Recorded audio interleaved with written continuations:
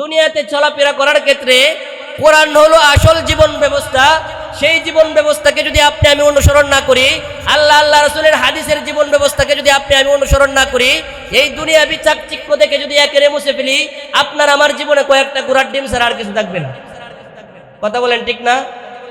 দেখেন হযরত বাইজিদ বুস্তামি রহমতুল্লাহি আলাইহি, হযরত বাইজিদ বুস্তামি রহমতুল্লাহি আলাইহিকে আল্লাহ তাআলা অনেক অনেক বড় বড় নিয়ামত দিয়েছিলেন।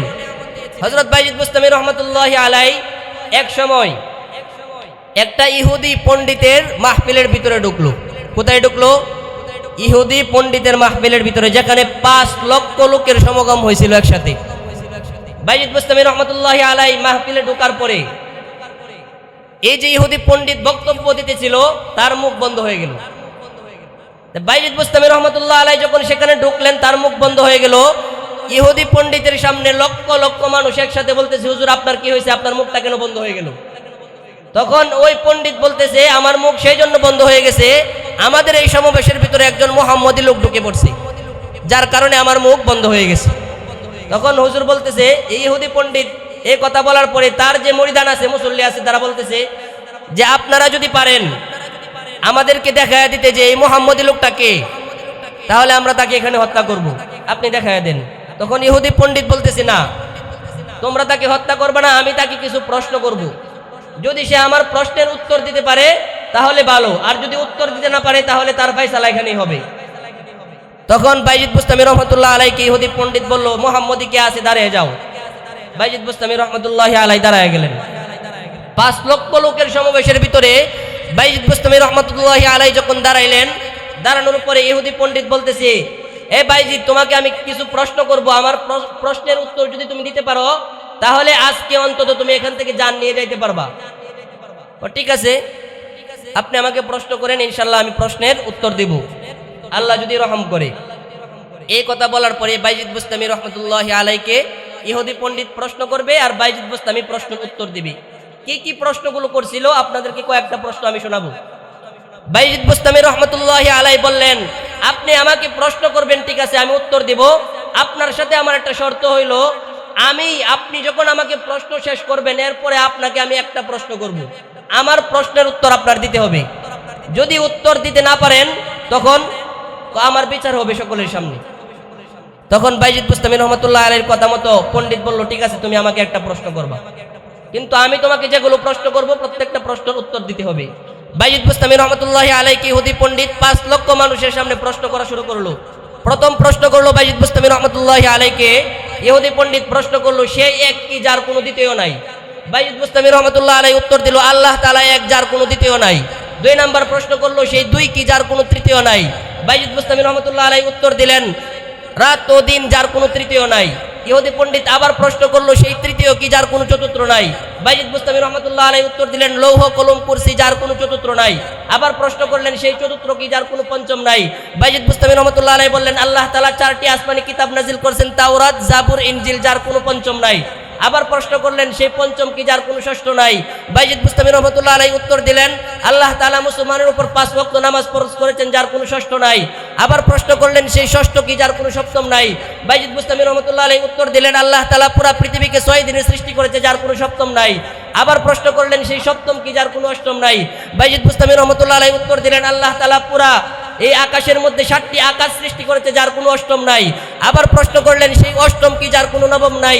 বাইজিদ বুস্তামি রহমতুল্লাহ আলাইহি উত্তর দিলেন, কিয়ামতের দিন আল্লাহ তাআলা তার কুরসিকে, তার আরশকে 8 জন ফেরেশতাকে দায়িত্ব দিয়েছে, এই আরশকে মাথায় নিয়ে দাঁড়ায় থাকার জন্য, যার কোনো দশম নাই। আবার প্রশ্ন করলেন, সেই নবম কি যার কোনো দশম নাই? বাইজিদ বুস্তামি রহমতুল্লাহ আলাইহি উত্তর দিলেন, কিয়ামতের দিন সালেহ আলাইহিস সালামের সম্প্রদায়ের মধ্যে 9 জন লোক ছিল, যার কোনো দশম নাই। আবার প্রশ্ন করলেন, সেই দশম কি যার কোনো 11 নাই? বাইজিদ বুস্তামি রহমতুল্লাহ আলাইহি উত্তর দিলেন, হজের মধ্যে 10 দিন আছে, হজ করতে হয়, 10টি রোজা রাখতে হয়, যার কোনো 11 নাই। বাইজিদ বুস্তামি রহমতুল্লাহ আলাইহিকে আবার প্রশ্ন করলেন, সেই 11 কি যার কোনো 12 নাই? বাইজিদ বুস্তামি রহমতুল্লাহ আলাইহি বললেন, ইউসুফ আলাইহিস সালামের 11 ভাই ছিল, যার কোনো 12 নাই। আবার প্রশ্ন করলেন, সেই 12 কি যার কোনো 13 নাই? বাইজিদ বুস্তামি রহমতুল্লাহ উত্তর দিলেন, আল্লাহ তাআলা বছরে 12টি মাস সৃষ্টি করেছেন, যার কোনো 13 নাই। আবার প্রশ্ন করলেন যে মাসের মধ্যে সর্বোত্তম মাস কোনটি? বাইজিদ বুস্তামি রহমতুল্লাহ আলাইহি বললেন, মাসের মধ্যে সর্বোত্তম মাস হলো রমজান মাস। বললেন সর্বোত্তম দিন কোনটি? বাইজিদ বুস্তামি রহমতুল্লাহ আলাইহি বললেন সর্বোত্তম দিন হলো জুমার দিন। আবার প্রশ্ন করলেন সর্বোত্তম বাহন কোনটি? বাইজিদ বুস্তামি রহমতুল্লাহ আলাইহি বললেন সর্বোত্তম বাহন হলো ঘোড়া। আবার প্রশ্ন করলেন যে দিনের মধ্যে সর্বোত্তম দিন শুক্রবার, মাসের মধ্যে সর্বোত্তম মাস হইল রমজান মাস, রাত্রের মধ্যে সর্বোত্তম রাত্র কোনটি? আপনি বলেন। বাইজিদ বুস্তামি রহমতুল্লাহ আলাইহি বললেন রাত্রের মধ্যে সর্বোত্তম রাত্র হলো কদরের রাত্রি। বললেন সর্বোত্তম কিতাবের মধ্যে সর্বোত্তম কিতাব কোনটি? বাইজিদ বুস্তামি রহমতুল্লাহ আলাইহি বললেন সর্বোত্তম কিতাব হলো আল কোরআন। বললেন সর্বোত্তম নবীকে? বাইজিদ বুস্তামি রহমতুল্লাহ আলাইহি বললেন সকল নবীর সেরা নবী জনাবে হযরত মুহাম্মদুর রাসূলুল্লাহ সাল্লাল্লাহু আলাইহি ওয়াসাল্লাম। আবার প্রশ্ন করলেন এই কবর কি? যে কবর তার মুর্দাকে নিয়ে চলাচল করেছিল, তার মুর্দাকে কবর নিয়ে চলাচল করেছিল, সেই কবর সম্পর্কে আপনি কি জানেন? বাইজিদ বুস্তামি রহমতুল্লাহ আলাইহি উত্তর দিলেন ইউনূস আলাইহিস সালামকে মাছে খাওয়ার পরে 40 দিন পর্যন্ত তাকে নিয়ে ঘোরাফেরা করেছিল, সেটা হলো সেই কবর। আবার প্রশ্ন করলেন ফেরেশতাদের মধ্যে সর্বোত্তম ফেরেশতাকে? বাইজিদ বুস্তামি রহমতুল্লাহ আলাইহি বললেন সর্বোত্তম ফেরেশতা হলো হযরত জিবরাইল আলাইহিস সালাম। আবার প্রশ্ন করলেন সর্বোত্তম ধর্ম কি? বাইজিদ বুস্তামি রহমতুল্লাহ আলাইহি উত্তর দিলেন সর্বোত্তম ধর্ম হইল ইসলাম। কি? এভাবে 67টি প্রশ্ন করছে। কয়টি প্রশ্ন? আমি 30টার মতো প্রশ্ন বলছি। 67টি প্রশ্ন করার পরে একটা একটা করে বাইজিদ বুস্তামি রহমতুল্লাহ আলাইহি উত্তর দিলেন। এরপরে বাইজিদ বললেন আপনি আমাকে 67টি প্রশ্ন করেছেন, প্রত্যেকটা প্রশ্নের জবাব আমি দিয়েছি। আজকে আমি আপনাকে 5 লক্ষ মানুষের সামনে আপনাকে একটা প্রশ্ন করব, আপনি উত্তর দিবেন কিনা সেটা বলেন।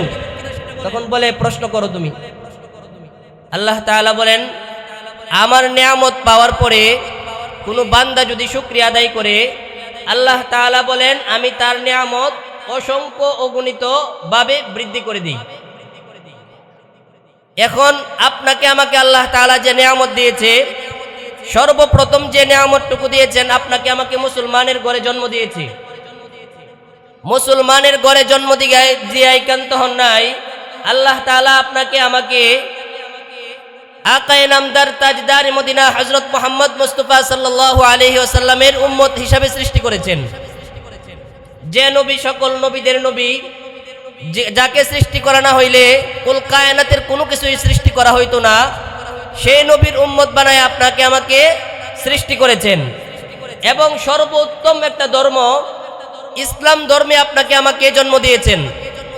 আল্লাহ ইচ্ছা করলে আপনাকে আমাকে বেদিনের ঘরে, খ্রিস্টানের ঘরে, চাকমার ঘরে, টিপরার ঘরে, ইহুদির ঘরে জন্ম দিতে পারত, কিন্তু আল্লাহ তাআলা আপনাকে আমাকে পছন্দ করছেন বিদায় মুসলমানের ঘরে জন্ম দিয়েছেন। সর্বশ্রেষ্ঠ নবী দিয়েছেন, সর্বশ্রেষ্ঠ কিতাব কোরআন আপনার আমার নবীর উপর অবতীর্ণ করেছেন। এবং আপনার আমার চলার জন্য 30 পারা কোরআন আপনার আমার চলার পথ হিসাবে আল্লাহ তাআলা এই দুনিয়াতে আমাদের নবীর উপর নাজিল করিয়া পথ প্রদর্শন করিয়া গেছেন। এখন যে আয়াত আমি তেলাওয়াত করেছি, নিয়ামত আল্লাহ তাআলা আপনাকে আমাকে দিয়েছে, নিয়ামতের শুকরিয়া আদায় আমরা কেমনে করব? সর্বপ্রথম যদি আমরা বলি আমাদের যে 3.5 হাত বডি আছে, এই বডির নিয়ামতের শুকরিয়া আদায় যদি আমরা করি, আল্লাহ তাআলা আপনাকে আমাকে চোখ দিয়েছে দেখার জন্য। আপনি যদি বলেন আলহামদুলিল্লাহ, আল্লাহ তাআলা আমাকে চোখ দিয়েছে দেখার জন্য, আমি চোখ দিয়ে দেখতে পারি ভালো, আলহামদুলিল্লাহ বললে আপনার চোখের শুকরিয়া আদায় হবে না। কেন হবে না? যে হুজুর আমি চোখ দিয়ে দেখতে পারি তারপরেও আমি আলহামদুলিল্লাহ বলবো, কেন শুকরিয়া আদায় হবে না? আপনি আল্লাহ তাআলা আপনাকে চক্ষু দিয়েছে, আপনি আলহামদুলিল্লাহ বললেন, আপনার চোখ ভালো, সেই চোখ দিয়ে একটা বেগানা মহিলার দিকে আপনি তাকাইলেন, চোখ দিয়ে আপনি গানের ভিতরে মেয়েরা নাচানাচি করে সেই দিকে আপনি তাকাইলেন, দোকানে বসে আপনার বয়স হয়ে গেল 60 বছর 70 বছর, টিভির দিকে আপনি নাচ দেখতে তাকায় রইলেন, আপনার সেই চোখের শুকরিয়া আদায় হবে না। চোখের শুকরিয়া আদায় করতে হলে আপনার চোখকে সর্বপ্রথম গুনার কাছ থেকে বিরত রাখতে হবে। সর্বপ্রথম আপনার এই চোখ দিয়া একটা বেগানা নারী দেখা থেকে বিরত রাখতে হবে। এই চোখ দিয়া কোরআন পড়তে হবে, যেগুলো আল্লাহ তাআলা আপনাকে আদেশ করেছেন দেখার জন্য সেইগুলো দেখতে পারবেন, যা নিষেধ করেছেন তা দেখতে পারবেন না, তখনই আপনার চোখের শুকরিয়া আদায় হবে। আল্লাহ তাআলা আপনাকে আমাকে জবান দিয়েছে কথা বলার জন্য, আমি জবান দিয়ে কথা বলতে পারি। আল্লাহ তাআলা কোরআনের এক আয়াতের মধ্যে বলেন, ইয়া আইয়ুহাল্লাযীনা আমানুত্তাকুল্লাহ ওয়া কুলু কাওলান সাদীদা। হে ঈমানদারগণ, আমি তোমাদেরকে ঈমানদার হিসাবে সৃষ্টি করেছি, তোমরা যে সময় যে জায়গায় যে কথাগুলো বলার দরকার দুনিয়ার সমস্ত শক্তিও যদি তোমার বিরুদ্ধে লেগে যায়, তুমি হক কথা বলা থেকে কোনো সময় পিছপা হবে না। সত্য কথা তুমি বলবাই, আল্লাহ তাআলা তোমার সাহায্যকারী হবেনই হবে। জবান দিয়ে আমি যদি বলি আলহামদুলিল্লাহ, ভালোভাবে কথা বলতে পারি, আর এই জবান দিয়ে আমি মিথ্যা সাক্ষী দেই, আরেকজনের গীবত করি, মিথ্যা কথা বলি, এই জবান দিয়ে আপনি সুদের পক্ষে সাক্ষী দেন, ঘুষের পক্ষে সাক্ষী দেন, অপরের একজন আপনার পার্শ্ব প্রতিবেশী একজন ব্যক্তি, তার জন্য মিথ্যা মামলায় আপনি 10,000 টাকা নিয়ে একটা সাক্ষী দেন, আপনার এই জবানের কোনো শুকরিয়া আদায় হলো না। জবানের শুকরিয়া আদায় হলে জবান দিয়ে সত্য কথা বলতে হবে, কোরআনের কথা বলতে হবে, হাদিসের কথা বলতে হবে, আল্লাহ আল্লাহ রাসূলের কথা বলতে হবে, অন্যায়ের বিরুদ্ধে আপনার জবান দিয়ে প্রতিবাদ করতে হবে, তখনই আপনার জবানের শুকরিয়া আদায় হবে। ঠিক সেই রকম ভাবে আল্লাহ তাআলা আপনাকে আমাকে অল্প সময়, যেহেতু আপনাদেরকে আমি একটু দিক নির্দেশনা শুধু দিব, আপনাকে আমাকে আল্লাহ তাআলা হাত দিয়েছে। হাত দিয়ে কি করি আমরা? বিভিন্ন কাজকর্ম করতে পারি। এখন যদি আমি বলি আল্লাহ তাআলা আমাকে হাত দিয়েছে, আলহামদুলিল্লাহ, খুব সুন্দর, হাত দিয়ে আমি উপার্জন করতে পারি, কাজ করতে পারি, আপনার হাতের শুকরিয়া আদায় হবে না। সেই হাত দিয়ে যদি আপনি একজন দুর্বলের উপর আক্রমণ করেন, হাত দিয়ে যদি আপনি সুদের টাকা গ্রহণ করেন, হাত দিয়ে যদি আপনি ঘুষের টাকা গ্রহণ করেন, হাত দিয়ে যদি আপনার পাশের যে ব্যক্তি আছে সে দুর্বলের কারণে তার উপর আক্রমণ করেন, আপনার এই হাতের শুকরিয়া আদায় হবে না। হাতের শুকরিয়া আদায় করতে হলে সুদ থেকে বিরত রাখতে হবে, ঘুষ থেকে বিরত রাখতে হবে, জুলুম থেকে বিরত রাখতে হবে, অন্যায় থেকে বিরত রাখতে হবে, তখনই আপনার এই হাতের শুকরিয়া আদায় হবে। 3.5 হাত বডির শুকরিয়া আদায় কেমনে করতে হয় আপনারা তো বুঝলেন। চোখ দিয়া কোনো যেগুলো আল্লাহ তাআলা নিষেধ করেছেন সেগুলো দেখা যাবে না। কথা বলেন সবাই, দেখা যাবে? দেখা যাবে না। যেগুলো নিষেধ করেছেন সেগুলো দেখা যাবে না। হাত দিয়া দুর্বলের উপর আক্রমণ করা যাবে না, হাত দিয়া সুদের টাকা গ্রহণ করা যাবে না, হাত দিয়া ঘুষের টাকা গ্রহণ করা যাবে না, হাত দিয়া অন্যায়ভাবে কারো প্রতি জুলুম করা যাবে না। আপনি যদি সামর্থ্য থাকে আপনি জবান দিয়ে সত্য কথা বলেন, সামর্থ্য থাকলে জবান দিয়ে আপনি হক কথা বলেন, সামর্থ্য থাকলে আপনার হাত দিয়ে আপনি জিহাদের ময়দানে ঝাঁপিয়ে পড়েন, হাত দিয়ে আপনি অন্যায়ের বিরুদ্ধে প্রতিবাদ করেন, তখনই হবে আপনার হাতের শুকরিয়া আদায়। আল্লাহ তাআলা আপনাকে আমাকে নিয়ামতের শুকরিয়া আদায় করার তৌফিক দান করুক, সকলে বলেন আমিন। আমাদের নবী হযরত মুহাম্মদ সাল্লাল্লাহু আলাইহি ওয়াসাল্লাম, আপনার আমার নবী, দয়ার নবী, মায়ার নবী জনাবে হযরতে মুহাম্মদুর রাসূলুল্লাহ সাল্লাল্লাহু আলাইহি ওয়াসাল্লাম, আল্লাহ তাআলা যার উম্মত বানিয়ে আপনাকে আমাকে সৃষ্টি করেছেন। আমরা আমাদের নবী কয়জন? আমাদের আল্লাহ কয়জন? সবাই কথা বলেন, আমাদের আল্লাহ কয়জন? আমাদেরকে সুখ দেওয়ার মালিক কয়জন? দুঃখ দেওয়ার মালিক কয়জন? শান্তি দেওয়ার মালিক কয়জন? জীবন দেওয়ার মালিক কয়জন? মৃত্যু দেওয়ার মালিক কয়জন? এটা সকলে বিশ্বাস করেন মনে প্রাণে? যদি বিশ্বাস করেন যে আমাদেরকে রিজিক দেওয়ার মালিক আল্লাহ, আমাদেরকে হায়াত দেওয়ার মালিক আল্লাহ, আমাদেরকে মৃত্যু দেওয়ার মালিক আল্লাহ, আমাদেরকে জীবন দেওয়ার মালিক আল্লাহ, তাহলে যে ব্যক্তি এই কথা বিশ্বাস করবে যে আমাদের সব কিছুর মালিক আল্লাহ, আমাদের জীবনের মালিক আল্লাহ, আমাদের ইজ্জতের মালিক আল্লাহ, আমাদেরকে বেইজ্জতি করার মালিক আল্লাহ, এই ব্যক্তি পৃথিবীর কাউকে পরোয়া করবে? যদি আপনাকে আল্লাহ তাআলা সৃষ্টি করেছেন, আপনার হায়াত, আপনার রিজিক, আপনার ইচ্ছা অনিচ্ছা, আপনার মওত, সকল কিছু আল্লাহ তাআলা যদি আপনার নির্ধারিত করে রাখে, তাহলে তো আপনার চিন্তার কোনো কিছু নাই। তাহলে দুনিয়াতে আপনার কেন মিথ্যা কথা বলতে হবে? কেন চুরি করতে হবে? কেন মিথ্যা সাক্ষী দিতে হবে? কেন পাশের আরেকজনের ক্ষেতের আপনার মাটি কাইটা কাইটা ক্ষেত বাড়াইতে হবে? কারণ আল্লাহ তো আপনার তকদির নির্ধারণ করে রাখছে। আপনি কি খাইবেন, কি পরবেন, সেটা তো আল্লাহ নির্ধারণ করে রাখছে এই দুনিয়াতে। আপনাদেরকে আমি বলি, এক লেখার পরে একটা স্বর্ণ দেওয়ার পরে কত হয়? আরেকটা দিলে 10,000।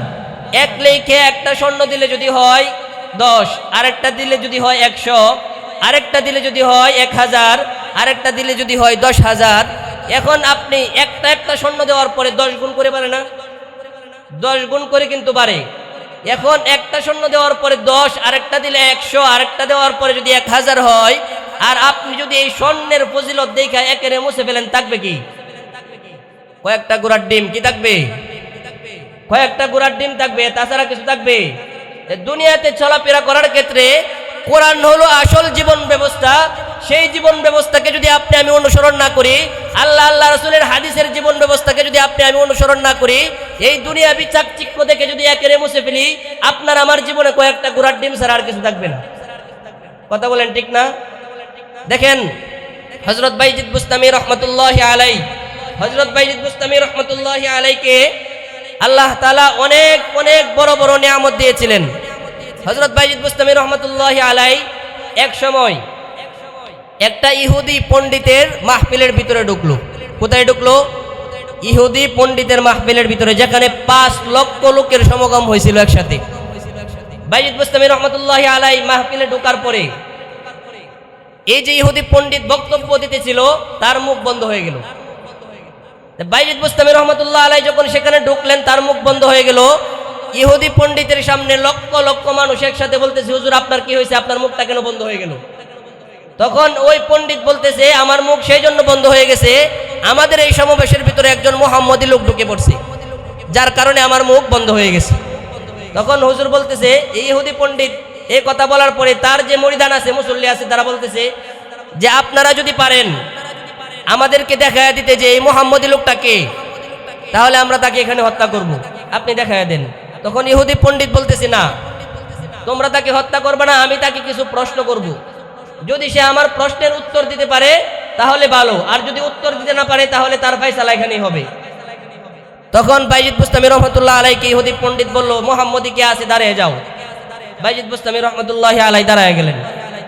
5 লক্ষ লোকের সমাবেশের ভিতরে বাইজিদ বুস্তামি রহমতুল্লাহি আলাইহি যখন দাঁড়াইলেন, দাঁড়ানোর পরে ইহুদি পণ্ডিত বলতেছে, এ বাইজিদ, তোমাকে আমি কিছু প্রশ্ন করব, আমার প্রশ্নের উত্তর যদি তুমি দিতে পারো তাহলে আজকে অন্তত তুমি এখান থেকে জান নিয়ে যাইতে পারবা। ও ঠিক আছে, আপনি আমাকে প্রশ্ন করেন, ইনশাআল্লাহ আমি প্রশ্নের উত্তর দেব, আল্লাহ যদি রহম করে।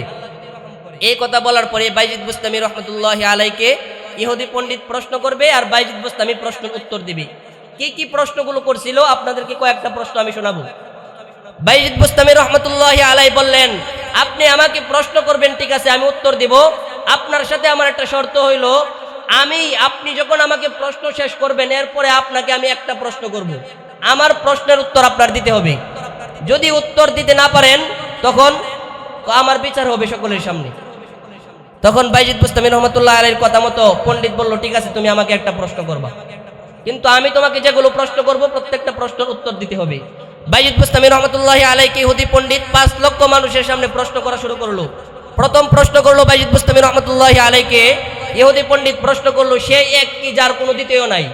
বাইজিদ বুস্তামি রহমতুল্লাহ আলাইহি উত্তর দিল, আল্লাহ তাআলা এক, যার কোনো দ্বিতীয় নাই। 2 নাম্বার প্রশ্ন করলো, সেই 2 কি যার কোনো তৃতীয় নাই? বাইজিদ বুস্তামি রহমতুল্লাহ আলাইহি উত্তর দিলেন, রাত ও দিন, যার কোনো তৃতীয় নাই। ইহুদি পণ্ডিত আবার প্রশ্ন করলো, সেই তৃতীয় কি যার কোনো চতুর্থ নাই? বাইজিদ বুস্তামি রহমতুল্লাহ আলাইহি উত্তর দিলেন, লৌহ কলম কুরসি, যার কোনো চতুর্থ নাই। আবার প্রশ্ন করলেন, সেই চতুর্থ কি যার কোনো পঞ্চম নাই? বাইজিদ বুস্তামি রহমতুল্লাহ আলাইহি বললেন, আল্লাহ তাআলা 4টি আসমানি কিতাব নাজিল করেছেন, তাওরাত, জাবুর, ইনজিল, যার কোনো পঞ্চম নাই। আবার প্রশ্ন করলেন, সেই পঞ্চম কি যার কোনো ষষ্ঠ নাই? বাইজিদ বুস্তামি রহমতুল্লাহ আলাইহি উত্তর দিলেন, আল্লাহ তাআলা মুসলমানের উপর 5 ওয়াক্ত নামাজ ফরজ করেছেন, যার কোনো ষষ্ঠ নাই। আবার প্রশ্ন করলেন, সেই ষষ্ঠ কি যার কোনো সপ্তম নাই? বাইজিদ বুস্তামি রহমতুল্লাহ আলাইহি উত্তর দিলেন, আল্লাহ তাআলা পুরা পৃথিবীকে 6 দিনে সৃষ্টি করেছে, যার কোনো সপ্তম নাই। আবার প্রশ্ন করলেন, সেই সপ্তম কি যার কোনো অষ্টম নাই? বাইজিদ বুস্তামি রহমতুল্লাহ আলাইহি উত্তর দিলেন, আল্লাহ তাআলা পুরা এই আকাশের মধ্যে 7টি আকাশ সৃষ্টি করেছে, যার কোনো অষ্টম নাই। আবার প্রশ্ন করলেন, সেই অষ্টম কি যার কোনো নবম নাই? বাইজিদ বুস্তামি রহমতুল্লাহ আলাইহি উত্তর দিলেন, কিয়ামতের দিন আল্লাহ তাআলা তার কুরসিকে, তার আরশকে 8 জন ফেরেশতাকে দায়িত্ব দিয়েছে, এই আরশকে মাথায় নিয়ে দাঁড়ায় থাকার জন্য, যার কোনো দশম নাই। আবার প্রশ্ন করলেন, সেই নবম কি যার কোনো দশম নাই? বাইজিদ বুস্তামি রহমতুল্লাহ আলাইহি উত্তর দিলেন, কিয়ামতের দিন সালেহ আলাইহিস সালামের সম্প্রদায়ের মধ্যে 9 জন লোক ছিল, যার কোনো দশম নাই। আবার প্রশ্ন করলেন, সেই দশম কি যার কোনো 11 নাই?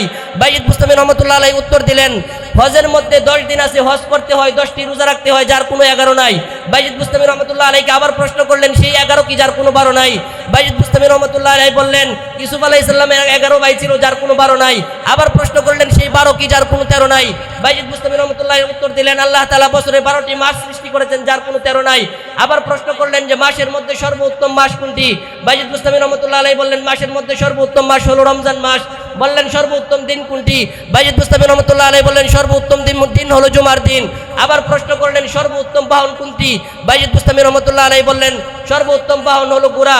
আবার প্রশ্ন করলেন যে দিনের মধ্যে সর্বোত্তম দিন শুক্রবার, মাসের মধ্যে সর্বোত্তম মাস হইল রমজান মাস, রাত্রের মধ্যে সর্বোত্তম রাত্র কোনটি? আপনি বলেন। বাইজিদ বুস্তামি রহমতুল্লাহ আলাইহি বললেন রাত্রের মধ্যে সর্বোত্তম রাত্র হলো কদরের রাত্রি। বললেন সর্বোত্তম কিতাবের মধ্যে সর্বোত্তম কিতাব কোনটি? বাইজিদ বুস্তামি রহমতুল্লাহ আলাইহি বললেন সর্বোত্তম কিতাব হলো আল কুরআন। বললেন সর্বোত্তম নবীকে? বাইজিদ বুস্তামি রহমতুল্লাহ আলাইহি বললেন সকল নবীর সেরা নবী জনাবে হযরত মুহাম্মদুর রাসূলুল্লাহ সাল্লাল্লাহু আলাইহি ওয়াসাল্লাম। আবার প্রশ্ন করলেন এই কবর কি? যে কবর তার মুর্দাকে নিয়ে চলাচল করেছিল, তার মুর্দাকে কবর নিয়ে চলাচল করেছিল, সেই কবর সম্পর্কে আপনি কি জানেন? বাইজিদ বুস্তামি রহমতুল্লাহ আলাইহি উত্তর দিলেন ইউনূস আলাইহিস সালামকে মাছে খাওয়ার পরে 40 দিন পর্যন্ত তাকে নিয়ে ঘোরাফেরা করেছিল, সেটা হলো সেই কবর। আবার প্রশ্ন করলেন ফেরেশতাদের মধ্যে সর্বোত্তম ফেরেশতাকে? বাইজিদ বুস্তামি রহমতুল্লাহ আলাইহি বললেন সর্বোত্তম ফেরেশতা হলো হযরত জিবরাইল আলাইহিস সালাম। আবার প্রশ্ন করলেন সর্বোত্তম ধর্ম কি? বাইজিদ বুস্তামি রহমতুল্লাহ আলাইহি উত্তর দিলেন সর্বোত্তম ধর্ম হইল ইসলাম। কি? এভাবে 67টি প্রশ্ন করছে। কয়টি প্রশ্ন? আমি 30টার মতো প্রশ্ন বলছি। 67টি প্রশ্ন করার পরে একটা একটা করে বাইজিদ বুস্তামি রহমতুল্লাহ আলাইহি উত্তর দিলেন। এরপরে বাইজিদ বললেন আপনি আমাকে 67টি প্রশ্ন করেছেন, প্রত্যেকটা প্রশ্নের জবাব আমি দিয়েছি। আজকে আমি আপনাকে 5 লক্ষ মানুষের সামনে আপনাকে একটা প্রশ্ন করব, আপনি উত্তর দিবেন কিনা সেটা বলেন। তখন বলে প্রশ্ন করো তুমি। এই কথা বলার পরে বাইজিদ বললেন আপনি বলেন জান্নাতের চাবি কি? বাইজিদ বুস্তামি ইহুদি পণ্ডিতকে প্রশ্ন করলেন আপনি বলেন জান্নাতের চাবি কি? এই কথা বলার পরে ইহুদি পণ্ডিত চুপ হয়ে গেল, কারণ সে তো জানে জান্নাতের চাবি কি। যদি বলে 5 লক্ষ মানুষ এখানে ইহুদি, যারা কোনোদিন ইসলাম গ্রহণ করে নাই, যারা কোনোদিন এক আল্লাহকে বিশ্বাস করে নাই, যারা কোনোদিন কোরআনকে বিশ্বাস করে নাই, ইসলামকে বিশ্বাস করে নাই, হাদিসকে বিশ্বাস করে নাই, নবীকে বিশ্বাস করে নাই, এখানে যদি আমি বলি জান্নাতের চাবি কি, সবাই তো মুসলমান হয়ে যাবে। তখন বাইজিদ বুস্তামি রহমতুল্লাহ আলাইহি এই কথা যখন বললেন আপনি আমাকে 67টি প্রশ্ন করেছেন, প্রত্যেকটা প্রশ্নের উত্তর আমি দিয়েছি, কিন্তু আমি আপনাকে একটা প্রশ্ন করব, আপনি উত্তর দেন না কেন? তখন 5 লক্ষ মানুষ একসাথে বলতেছে হুজুর আপনি উত্তর দেন না কেন? সে তো প্রত্যেকটা প্রশ্নের উত্তর দিয়েছে। তখন বাইজিদ বুস্তামি রহমতুল্লাহ আলাইহির সামনে ইহুদি পণ্ডিত স্বীকার করতে বাধ্য হলো জান্নাতের চাবি হলো হযরত মুহাম্মদ সাল্লাল্লাহু আলাইহি ওয়াসাল্লাম। সবাই বলেন সাল্লাল্লাহু আলাইহি ওয়াসাল্লাম। এই কথা শোনার পরে 5 লক্ষ ইহুদি একসাথে এক বাক্যে এই সমাবেশের ভিতরে মুসলমান হয়েছে। এখন আপনাদেরকে আমি বলি আমাদের নবীর নাম কি? মুহাম্মদ। আমাদের নবীর এরিয়া কদ্দুর? আমাদের নবীর পূর্বে অনেক নবী দুনিয়াতে এসেছে, তারা এসেছিল অল্প সময়ের জন্য, তাদের উপর কিতাব নাজিল হয়েছিল। আমাদের নবীর পূর্বে যত নবী এসেছে তাদের উপর কিতাব নাজিল হয়েছে, তারা চলে গেছে, তাদের কিতাবও চলে গেছে। ঈসা আলাইহিস সালামের উপর এক কিতাব নাজিল হয়েছে, ঈসা আলাইহিস সালাম চলে গেছে, তার কিতাব রহিত হয়ে গেছে। মুসা আলাইহিস সালামের উপর এক কিতাব নাজিল হয়েছে, মুসা আলাইহিস সালাম চলে গেছে, তার কিতাব রহিত হয়ে গিয়েছে। এভাবে দাউদ আলাইহিস সালামের উপর এক কিতাব নাজিল হয়েছে, দাউদ আলাইহিস সালাম চলে গেছে, তার কিতাব রহিত হয়ে গিয়েছে। আমাদের নবীর উপর কোরআন নাজিল হয়েছে, হযরত জনাবে মুহাম্মদুর রাসূলুল্লাহ সাল্লাল্লাহু আলাইহি ওয়াসাল্লামের উপর 1500 বছর আগে কোরআন নাজিল হয়েছে। এই পর্যন্ত কোরআনের একটা অক্ষরকেও পরিবর্তন করতে 1500 বছর আগে আমাদের নবীর উপর কোরআন নাজিল হয়েছে, একটা অক্ষরও পরিবর্তন হয় নাই। সেই আল্লাহ কোরআনের মধ্যে বলেন ইন্না নাহনু নাযালনায যিকরা ওয়া ইন্না লাহু লাহাফিজুন। আল্লাহ বলেন কোরআন আমি সৃষ্টি করেছি, কোরআনকে আমি সৃষ্টি করেছি, আমি নাজিল করেছি। কোরআন সংরক্ষণের দায়িত্ব আমি আল্লাহ নিজে নিয়েছি। যে কোরআন সংরক্ষণের দায়িত্ব আল্লাহ নিজে নিয়েছে সেই কোরআন কেউ ধ্বংস করতে পারবে?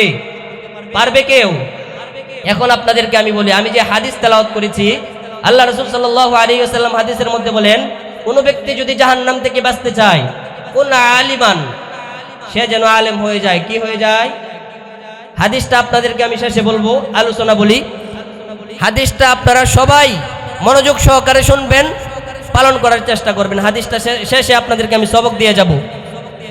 এখন মূল আলোচনায় যাই, সময় অত্যন্ত কম। দেখেন আমাদের নবীর যে কথাটা আমি বলতেছিলাম, সকল নবী চলে গেছে, তাদের কিতাব চলে গেছে। আমাদের নবীর কাছে জিবরাইল কতবার আসছে? কোন নবীর বাগে এই পর্যন্ত 100 লক্ষ নবী রাসূল দুনিয়াতে এসেছেন। যদি হিসাব করা হয় কোন নবীর বাগে 2 বার 4 বার, আর তাদের হায়াত ছিল 1000 বছর। অন্য নবীরা দুনিয়াতে হায়াত পেয়েছিল 1000 বছর, 500 বছর, কোন নবী 200 বছর, কোন নবী 900 বছর, এমন হায়াত পেয়েছিল। আমাদের নবী মাত্র হায়াত পেয়েছে 63 বছর। 63 বছরের জিন্দেগিতে সকল নবীদের বেলায় যদি জরিপ করা হয়, জিব্রাইল আসছিল, সকল নবীদের বেলায় হিসাব করলে একবার, দুইবার, তিনবার, চারবার পাওয়া যায় নবীর সাথে সাক্ষাৎ করতে এসেছিল। কিন্তু 63 বছরের জিন্দেগিতে আমাদের নবীর কাছে জিব্রাইল এসেছে 24,000 বার। দেখেন, জান্নাতের প্রত্যেকটা গেটে লেখা লা ইলাহা ইল্লাল্লাহ, নিচে লেখা মুহাম্মাদুর রাসূলুল্লাহ। জান্নাতের গাছের পাতায় লেখা লা ইলাহা ইল্লাল্লাহ মুহাম্মাদুর রাসূলুল্লাহ। জাহান্নামের দরজার মধ্যে লেখা লা ইলাহা ইল্লাল্লাহ মুহাম্মাদুর রাসূলুল্লাহ। জান্নাতের 8টা দরজার 8টা গেটের মধ্যে লেখা লা ইলাহা ইল্লাল্লাহ মুহাম্মাদুর রাসূলুল্লাহ। আরশ কুরসির মধ্যে লেখা লা ইলাহা ইল্লাল্লাহ মুহাম্মাদুর রাসূলুল্লাহ। হাউজে কাউসারের কিনারে লেখা লা ইলাহা ইল্লাল্লাহ মুহাম্মাদুর রাসূলুল্লাহ। ফুলসিরাতের কিনারে লেখা লা ইলাহা ইল্লাল্লাহ মুহাম্মাদুর রাসূলুল্লাহ। জান্নাতের প্রত্যেকটা নাজ নিয়ামতের মধ্যে লেখা লা ইলাহা ইল্লাল্লাহ মুহাম্মাদুর রাসূলুল্লাহ। জান্নাতের প্রত্যেকটা জান্নাতের ব্যক্তির কপালের মধ্যে লেখা থাকবে লা ইলাহা ইল্লাল্লাহ মুহাম্মাদুর রাসূলুল্লাহ। তার মানে কি, আল্লাহগিরির এরিয়া যদ্দূর, আমার নবীর নবুয়তের এরিয়া তদ্দূর। আল্লাহর আল্লাহগিরি যে জায়গায় চলে, আমার নবীর নবুয়তি সেই জায়গায় চলে। জান্নাতে আমার আল্লাহ আমার নবীকে বলবে, আপনি আপনার উম্মতদেরকে আপনার উম্মতদের ব্যাপারে আমি আপনাকে টেনশন মুক্তি করে দিলাম, আপনি সুপারিশ করবেন আর আমি জান্নাতে দিয়ে দিব। এখন সুপারিশের কাজ করতে হবে না? সুপারিশের কাজ করলে দাঁড়িয়ে রাখতে হবে না? সুপারিশের কাজ যদি করতে হয়, আল্লাহ রাসূলকে যদি কেউ কটূক্তি করে, আল্লাহ ছাড়া যদি আর কাউকে কেউ বিশ্বাস করে, কোনো মাজারে গিয়ে মোম দেয়, মাজারে গিয়ে সন্তান চায়, আপনারা কিন্তু বলছেন ইজ্জত দেওয়ার মালিক কে? ইজ্জত দেওয়ার মালিক কে? সম্মান দেওয়ার মালিক কে? হায়াতের মালিক, রিজিকের মালিক, মৃত্যু দেওয়ার মালিক, সন্তান দেওয়ার মালিক, সব কিছুর মালিক যদি আল্লাহ হয়, আপনাদেরকে আমি বলি, মাজারে গিয়ে মোম দিলে সন্তান পাওয়া যায়, মাজারে গিয়ে মিষ্টি দিলে সন্তান পাওয়া যায়, মাজারে গিয়ে সেজদা করলে সন্তান পাওয়া যায়। ইজ্জত দেওয়ার মালিক যদি আল্লাহ হয়, তাহলে মাজারে গিয়ে আপনাদেরকে আমি বলি, হিন্দুরা করে দরগা পূজা, মুসলমান করে মাজার পূজা। হিন্দুরা করে দরগা পূজা, এক হিন্দু লোক মান্ডবঘরের মধ্যে বুক নিয়ে যায়, আরেক মুসলমান ব্যক্তি সিন্নি নিয়ে যায়, প্রতিমধ্যে তাদের সাক্ষাৎ হওয়ার পরে হিন্দু লোক মুসলমানদের জিজ্ঞাইতেছে, তুমি কই যাও? মুসলমান কইতেছে, আমি মাজারে যাই। মুসলমান জিজ্ঞাইতেছে, তুমি কোথায় যাও? আমি মান্ডবঘরে যাই। মান্ডবঘর কিসের জন্য? আমি যাইতেছি আমার বাবার কাছে। মনোযোগ দিয়ে একটু শুনেন। আমি যাইতেছি আমার দেবতার কাছে, তার কাছে আমি ভোগ দিব, সন্তান চাইবো, শান্তি চাইবো, সে আমার দিবে। হিন্দু লোকটা বলল। তখন মুসলমানরে প্রশ্ন করলো হিন্দু লোকে, তুমি কোথায় যাও? আমি যাইতেছি মাজারের মধ্যে আমার বাবার কাছে সিন্নি নিয়া, সে আমার শান্তি দিবে, সন্তান দিবে, সুখ দিবে। তখন হিন্দু লোকটা বলতেছে মুসলমানকে, আরে বেটা, তোমাদের ধর্মে আর আমাদের ধর্মে শুধু এতটুকুই পার্থক্য, তুমি মান্ডব করে গিয়া যেটা কারা তাকে মূর্তি সেটার পূজা করো, আর তোমরা মুসলমানরা মাজারে গিয়া যেটা তাকে ফরা এটারে পূজা করো। মুসলমান পূজা করে ফরাডারে, আর হিন্দু পূজা করে কারাডারে। বুঝলেন তো বিষয়টা? যেটা কারা থাকে এটারে যদি কেউ গিয়া কুড়াল দিয়ে একটা আঘাত করে কিছু বলতে পারবে? মান্ডব করে যেটা কারা থাকে। আপনাদেরকে আমি বলি, এক হিন্দু লোক আল্লাহ রাসূলের জামানায় সে একটা মূর্তি নিয়ে যায়, তার খুদা। যখন প্রতিমধ্যে তার প্রস্রাবের তলব হয়েছে, তখন এই মূর্তিটারে গাছের কিনারে দাঁড়া করে সে বসতে প্রস্রাব করতে বসে দেখে পিছনে কি জানি শব্দ হইতেছে পানির মতো। তখন তাকায় দেখি তার যে বাবা, তার যে দেবতা, তার যে মালিক, যার কাছে সন্তান চাই, শান্তি চাই, এই সন্তানের মুখের মধ্যে কুত্তা একটা টেঙ্গাঙ্গায় প্রস্রাব করতেছে। তখন সে কইতেছে, আমি কারে কুদা মানি?